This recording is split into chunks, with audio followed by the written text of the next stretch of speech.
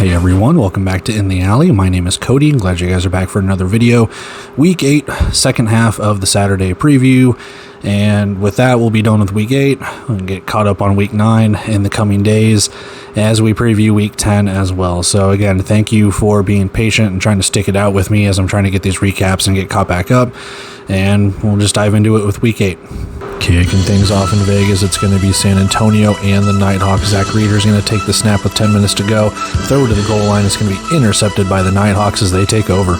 Third and goal from the 1, and Jerome Johnson does what he does best. 1-yard touchdown rush for the Nighthawks. Ensuing possession, 1st and 10. Zach Reeder's going to take the snap. He's going to air it deep, and it's going to be intercepted again. James Caesar, second pick of the night. Start of the second quarter here is going to be a toss to the left side. Antonio Wimbush will not be touched into the boards as he goes in from 10 yards out. Vegas up. 5 minutes to go in the second quarter. It's going to be Johnson airing this out wide open. CJ Jefferson, how is he that open? Under 2 to play in the first half. San Antonio needs points. It's a play action pass, and boom, Naquan Murray, you knew he was good for one. 1st and goal from the 4-yard line. It's going to be Antonio Wimbush with the second rushing touchdown of the night, 27-7. The final play of the first half, it's going to be Guy Myers rumbling his way in for 6, 27-14. Early on in the third quarter, 3rd and 4, and it's Quentin Randolph. I don't know how you stop it. I don't. Guy Myers again using his big old frame to get in from 1 yard out as they make it 34-21. 3 minutes to play in the third quarter. Jerome Johnson drops back, doesn't see anyone open. He takes off and gets this one in on his own accord. 1st and goal from the 8, down by 20. Guy Myers is going to do an RPO keeper up the middle, bounces off players, and gets in for 6. Start of the fourth quarter, it's going to be Jerome Johnson taking this. Rasko is going to pressure him. He shakes off the sack, but look at the determination for Rasko to get back up and sack him. Later on in this drive, 1st and 10, Johnson is going to heave it over the middle. It's going to be caught by Randolph, and he puts it on the turf. Clifton Duck recovers it, trying to find a way to get any sort of yardage. He eventually goes down. After a missed San Antonio field goal, it's 1st and goal. Antonio Wimbush is going to take this one all the way in from 7 yards out. 4th and 11 with 4 minutes to play here. San Antonio needing anything. Myers is going to chuck this to the end zone. 3rd interception for this Nighthawks defense tonight as they take it back towards midfield. And the final touchdown of the night, 3rd and 8. Antonio Wimbush gets a hole and he's going to take it in. 4th touchdown of the night, 55-27. Tucson, Arizona is the venue for this. We're going to start it off with Jorge Reyna sending his men in motion. 9 minutes to play. He's going to chuck this deep, and Matt Elam says, "I will take that interception, Pirates." Does this look kind of familiar to you? Reyna's going to look. He's going to chuck this deep. And it's not Matt Elam, but it's another interception for the Pirates. But don't worry, because Tucson knows exactly what to do. Bahar's going to get pick 6 by Ahmad Lyons. Touchdown, Sugar Skulls. Pirates will answer though. 1st and 10, Puka Williams 15 yards untouched for the touchdown. Second quarter we go as Reyna's going to take this snap, and that defensive line comes right after him and sacks him for a huge loss. Sack doesn't phase the Sugar Skulls though. It's RPO handoff right side. Jameis Williams has it cut, and he bodies his way in for 6 points. 3rd and goal from the 6, and this is just a beautiful RPO keeper. Kenji Bahar up the middle. It's 14-13 Pirates. Do you like familiarity? Do you like toss plays to the right side for Jameis Williams? Because here he goes again with another touchdown as the Sugar Skulls go up top. Alright, we have a kickoff highlight, so you know what that means. Something good or something bad, depending on the team that you're at.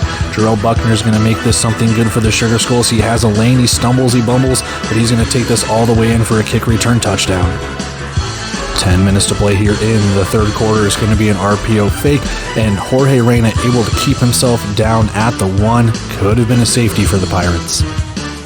However, Sugar Skull's able to get down the field. It's Jameis Williams' left side toss play, 3rd touchdown of the night. 3rd and 1, late third quarter. Puka Williams is going to take this in for 16 yards. Both Williams running really well tonight. 3rd and goal from the 4. Jorge Reyna's got a play action RPO. It's going to find Larry Harrington on the side of the end zone as they extend their lead. Massachusetts 2 was a 3rd and goal here, and it's going to be an RPO keeper. Kenji Bahar is going to cut into this deficit. But Tucson doesn't like that deficit getting cut into, so Jorge Reyna is going to find a 24-yard touchdown pass to Drew Dixon as they go back up even more. If you want to sum up the Massachusetts Pirates 2025 season, this is it. Bahar fumbles the snap, somehow the ball gets kicked further. It's going to get picked up by Ahmad Lyons, and he kneels it down. 47-26 final. Staying in Arizona, but this time to Glendale we go. Bay Area heading to the snake pit, and it's going to be Shannon Brooks up the middle for 7 yards and reaches across for a score. 10.5 to play here. Sends his men in motion, does Josh Jones. He's going to take it left side and in, and he shushes the crowd. 6.5 to play, 3rd down and 8 for the Rattlers. Dalton Snead's going to drop. He has a little bit of time. He runs out of time, spins out of some pressure, but not able to gain his footing as the Panthers sack him. Snead will get the last laugh on that, though, as it's going to be an RPO keeper left side. No one goes with him. Touchdown, Rattlers. 1.5 to go here in the first quarter. Josh Jones is going to find Josh Tomas out of the backfield, and you kind of need to cover the really good players. 4th and 2 for the Rattlers. Snead sends his men in motion, drops back, looks, runs out of time. He's going to pop this one, but BJ Tafalele intercepts it, tries to make something out of nothing down at midfield. 3rd and 21 for the Panthers. We're tied at 14 and rolling out to avoid pressure. Josh Jones is just going to heave this. It's going to get intercepted by the Rattlers. 2 ill-advised throws by both teams. 4th and 6 for the Rattlers, under 6 minutes to play here. Snead looking back at the end zone, and you need to cover the really good players. Touchdown, Arizona. Next possession for the Panthers, 1st and goal from the 3. It's a pitch out to the right side, and Josh Tomas gets the corner. Touchdown. 1 minute warning, 1st and goal from the 2 for the Rattlers as they work down there. And watch this spin move from Dalton Snead, and he reaches across. 2nd and 7 from the 15-yard line. Josh Jones is going to take the snap, and he's going to deliver a drop in the bucket to Tyrese Chambers for the Panthers to take the lead. Next possession here, just going back and forth. Dalton Snead is going to find Jordan Parker. He's going to shake a tackle, reverse direction, and cross the goal line themselves. Arizona on top. 1st and goal from the 5. Bay Area is going to answer with this. It's a Josh Tomas corner touchdown off the right side. However, Arizona going to answer right back here. It's a pass play to Ron Brown. No one goes with him. Rattlers back in the lead. 1st and goal from the 2-yard line. Josh Jones is going to call his own number as he takes it up the middle, 42-40 Panthers. But not to be outdone, a 4th and 5. This could be the ball game. It's not going to be. Dalton Snead throws over the wall, goes Trey Dixon as the Rattlers regain control of the lead themselves, 46-42. After a turnover on downs by Bay Area, Arizona still leading by 4. Snead hits Houston to extend the lead. That could be game. But it's not just yet. It's going to be Tosin Oyakami over the middle and in as Bay Area claws back in, needing an onside kick. It is going to be out of bounds. Arizona wins this 53-48. All right, so we've seen the highlights. We've seen the scores, the turnovers, what have you. Let's take a look at the stats and kind of dive a little bit deeper into the game and everything about that. So, stats over the face, game number 1, let's go. We're looking at a 55-27 victory for the Vegas Nighthawks. Vegas kind of jumped all over them and didn't really let up. Shut them out in the 1st and 4th quarter. San Antonio kind of scratching their head. Guy Myers, 11 of 20, 158 yards, 2 touchdowns, 1 pick. He's your leading rusher, 10 carries, 64 yards, and 2 touchdowns. And Naquan Murray just doing what he does best. 8 catches, 109 yards, 2 touchdowns. Those were the 2 touchdowns Myers threw. Jerome Johnson, your leading rusher and passer, just like Guy Myers. Not the best day either, pretty even. 11 of 18, 159 yards, 2 touchdowns, no interceptions. 14 carries, 91 yards, 2 touchdowns. And Quentin Randolph, 4 catches, 77 yards, and 1 touchdown as your leading receiver for Vegas. Taking a look at the team stats, and this is where it kind of gets, in favor of the Nighthawks. 7 of 10 on 3rd down. I know I've been harping on that quite a bit, but if you can convert 3rd and 4th downs, you have a good chance to put points on the board. Not all the time, but, it shows that you are moving the ball and moving it efficiently. 3 for 3 on 4th down for Vegas, while only being 1 for 2 and 3 for 7 on 4th and 3rd down, respectively, for San Antonio. They could get it, but it was just every other time, it seemed. Vegas beats them in total yards. Passing is roughly the same, but rushing is where Vegas took over. 30 attempts, double the amount, over double the amount of yardage. Again, these are Indoor Football League stats. Grain of salt, maybe not. We'll see how everything shakes out. 3 turnovers for San Antonio as well, and that's just kind of how it goes. 9 penalties for Vegas. It just did not seem to affect them too much. I think the other thing, too, with this is, like I said earlier, Vegas just jumped out to a 20-0 lead, and then by the end of the first half, it was 27-14. So Vegas was able to San Antonio was able to get back into it, but then Vegas just able to put back-to-back Antonio Wimbush touchdowns. in the fourth quarter to really just put the stamp on Vegas winning this game.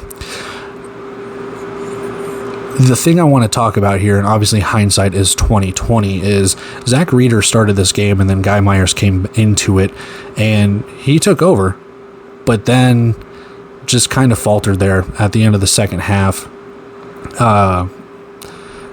You have to ask the question on San Antonio's offense. They don't look the part, and it's hard to get a gauge on them when you know what they did last year.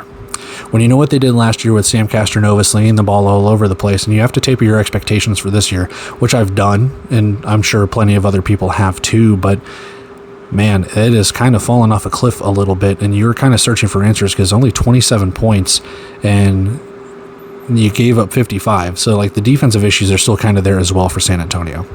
Kudos to Vegas for kind of just going all over. You've had the quarterback issues with Jerome Johnson with the turnovers, bringing in Jaden DeLora to start a couple of games. DeLora did start against San Antonio in San Antonio, if I'm not mistaken, and it's kind of just been flip-flopped in this game. Jerome Johnson was running, he was throwing, he was doing everything he had to, and yeah, that's your former MVP. So yeah, a good game for Vegas, not a good game for San Antonio, and that's just kind of where we have it. There were a couple of snaps, if I'm not mistaken, that did bounce off the motion man for San Antonio. So just kind of some snap issues and some motion issues, I guess. So with that, let's take it on over to our second recap. We got a third one. Check out our bets, all of that. All right. Recap number 2. As always, we've seen the highlights and the touchdowns and everything. So let's take a look at the stats, dive a little bit deeper. Let's get into it. We have a 47-26 victory for Tucson. And I'll be honest, I was kind of blindsided by this. Massachusetts, they did not look good, and they started strong too. Let's take a look at our game leaders for both sides. Kenji Bahar, 9 of 28, 105 yards, no touchdowns, 1 pick. Puka Williams, 107 yards on 15 carries, 2 touchdowns. And Teo Redding, your leading receiver, 2 catches for only 39 yards. Jorge Reyna leading in the passing for Tucson, 9 for 14, 104 yards, 2 touchdowns, 2 picks. Jameis Williams, 12 carries, 87 yards, 3 touchdowns. Side note, really good to get him going. I know I harped on Devontae Sapp-Lynch kind of being, for lack of a better term, your linchpin in that offense. Williams is kind of taking over there, along with some of the wide receivers too. Speaking of wide receivers, Drew Dixon, 2 catches, 47 yards, and 1 touchdown through the air. Taking a look at our team stats here. Third down efficiency, both teams fairly good, over 50% for both, but living and dying 11 third down. So it seems like almost every drive or so Massachusetts had a third down, it seems, and whether or not they completed it, I mean, they had 3 fourth downs to go for. So there you have it, 3 for 5 for Tucson overall. You know, like I said, I know I'm kind of having that be your what do you want to say, the center of attention, but like I said, you can live and die on third and fourth downs, but overall, if you're scoring touchdowns while surviving through it, there you go. Total yards, 243 to 207, so pretty even. Passing, 105 to 104, so yardage wise, pretty even, but again, half the amount of pass attempts with the same amount of completions. 9 for 28 to 9 for 14, and Reyna even threw 2 interceptions. So you include those as quote completions, and he's 11 of 14, 2 interceptions included. Rushing, both teams actually rushed the ball really well. Tucson 0 for 2 on field goals and penalties, or excuse me, not Tucson, Massachusetts 0 for 2 on field goals and penalties favored Tucson, maybe a little bit of home cooking right there. Turnovers, each team had 2, 1 fumble, 1 pick, and then 2 picks for Tucson. Diving a little bit deeper, the Tucson's defense just kind of took over in this one. But Massachusetts defense started out really good. They had 2 interceptions in the first couple of possessions. You know, Matt Elam getting the first interception, but then there's a pick 6 by Ahmad Lyons, and then there's another interception for Massachusetts, and it's just like it seemed like a very good defensive battle. Puka Williams was running really, really well. Jameis Williams running really well, and overall, I think Tucson's defense just kind of took over. The offense for Massachusetts just really stalled out. And you kind of wonder what's going on with Massachusetts. I know I've been kind of wishy-washy on them. I want them to do well. They always seem to do well, but this is the season where they might not just regress to the mean, but might actually drop off a little bit when it comes to that. So, yeah, I don't know. You have to take a look at that offense and wonder why they are struggling. Maybe it is the quarterback position. I know I talked about that a little bit before. Maybe it's time for Felix Harper to get a start. I do not know. But Tucson, they are making some noise in the West. And I think I said in the team preview for Tucson many moons ago that they would get some wins this year. I didn't expect it this quickly. They won 2 in a row up to this point, and I know we got week 9 and week 10 to talk about as well and stuff, but was that 2 in a row now or whatever?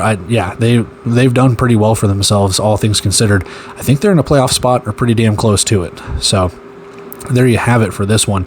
We've got 47 to 26 in favor of the Sugar Skulls. So let's go take a look at our final recap. We'll get on out of here. All right, so recap number 3. This one was a doozy. We got some stuff to talk about with it too. But let's do stats over the face. The final one for week 8, 53 to 48. Arizona takes the victory. This was back and forth. This was a fun game. You had Josh Jones shushing the crowd. You had Arizona without a kicker. Ethan Castleberry made an extra point. Your defensive back. I mean, that shades of Ndamukong Suh. That shades of Chad Ochocinco in the NFL. So it had it all, man. Nice back and forth game here. Let's talk passing leaders. Josh Jones, 11 of 20 for 116 yards, 3 touchdowns, 1 pick. Rushing leader for Bay Area, RZ McCorker, just the 1 carry for 37 yards. So the running game, they had multiple people run the ball, but biggest rush of the day yardage-wise, McCorker for 37. Tosin Oyekanmi, your leading receiver, 3 catches, 35 yards, and 1 touchdown for the Panthers. Dalton Sneed, 17 of 28, 187 yards, 5 touchdowns, 1 pick. Shannon Brooks, 16 carries, 63 yards, 1 touchdown. And Isaiah Houston continuing to do what he does, 6 catches, 66 yards, 2 touchdowns. Taking a look over at the team stats, and I know, I've harped on 3rd and 4th downs, but when you are 4 for 5 on 4th downs, chances are you can probably live on 3rd downs and not making them. 40%, 4 for 10 for Arizona, while only being 50% for Bay Area. They didn't make a 4th down conversion, did the Panthers. But still, 4 for 5 on 4th downs. Yeah, that's really good for Arizona. Rattlers lead in the total yardage, they lead in passing, and they lead in rushing. Now, albeit off by a couple of yards, but 17 of 28, they were kind of slinging the ball around a little bit, and they were running the ball pretty efficiently too. 91 yards is really, really good. Penalties, a lot of penalties in this game. 8 for 72 for Bay Area and 10 for 110. So you've got almost 200 yards on 20 penalties. It's insane. Both teams threw an interception, and that's where we have it for the team stats. Now, getting into this one, it was just touchdowns galore. It was back and forth until the very end. Because Arizona, Bay Area, like they traded touchdowns literally all game. But I think the biggest issue was not having a kicker was getting Arizona just a little bit behind. You know, if they had a kicker, I think it would just be kind of a tie game. Each time another team would score, take the lead, tie the game back up. But not having the kicker, Arizona had to start making, some 2-point conversions, and they did. And then eventually at the very end, Isaiah Houston on a 13-yard catch, Ethan Castleberry with an extra point. So, yeah. I think the other thing too is very end of the game, there was a 4th down. Josh Jones heaves it into the end zone. It's not 4th down, but Josh Jones heaves it into the end zone. There's not defensive pass interference called. Then they pick up the flag. And I agree. I do not think defensive pass interference should have been called on that play. Faces a 3rd and 6 for Bay Area. They throw it incomplete, 4th down, and then another incompletion, and the Rattlers take over. And that's it. That's where Arizona, once they scored that Isaiah Houston touchdown, it was done. Like, that's pretty much where it is. I know Bay Area needed that onside kick at the very end for a chance to win it, but at that point you just wondered, that might be the game. So a nice back and forth here. A lot of penalties, not a lot of turnovers, but this is kind of indoor football at its peak, dare I say. Both teams scoring, both teams moving the ball, being able to convert third and fourth downs when they can. And this was just a really nice game. This was a nice back and forth where you're like, when's the next touchdown going to be scored? So I enjoyed this one, to be brutally honest with you. And yeah, 53-48, Arizona takes it. So let's go take a look at our bets. We'll get out of here. No, we didn't hit our bet on this one, under 79.5, and Vegas scores with less than 2 minutes to ruin it. So what can you do? No, the really bad, horrible, no good betting week continues. Massachusetts is, they're not good right now. I got the last pick'em right, but this one, not so much. Back and forth affair. Now what can you do? And that is it for Week 8's Part 2 recap. I hope you faded all but one bet this week, as we only won one bet and wiped out pretty much all the profit we've made up to this point this season. If you have been tailing every single one of my bets, I told you I am not good at betting. I am not an expert. It's all entertainment at this point, and my pocketbook is not liking it. So what can you do? But anyway, for the games in hand, we move on to Week 9, recap that stuff. Week 10 right around the corner. Like I said, I know this is all out of order. I'm hoping that I can just lock myself away in a room and just get everything caught back up over the Memorial Day weekend. So again, thank you for sticking it out with me, taking the time to watch these videos and stuff. It truly means a lot. If you feel like you want to, or if you already have, I appreciate it. Like, comment, share, subscribe, whatever you guys want to do. It truly does mean a lot, because like I said, we're talking 2 weeks ago, and if you are still tuning into these, you're a sicko like me. So yeah, like I said, we'll get it all out and do all that, but appreciate you guys. I'm going to take off here. There's still plenty of work to do to get caught back up and get into the current times. I feel like I'm living in decades past right now. But anyway, that being said, I'm going to take off here. Love and appreciate every single one of you. I'll see you in the next video. See ya.